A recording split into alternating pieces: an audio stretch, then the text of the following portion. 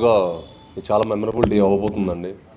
నాకు చాలా చాలా ఇష్టమైన దేవుడు అనమాట వెంకటేశ్వర స్వామి.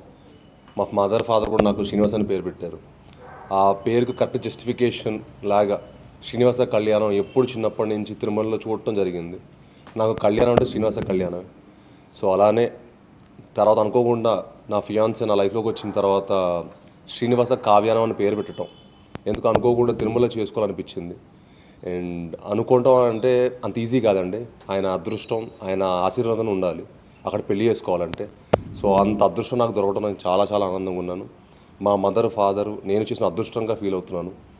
సో ఈరోజు ఆయన కాళ్ళ కింద నా పెళ్లి జరగడం అనేది నాకు చాలా ఆనందమైన విషయం.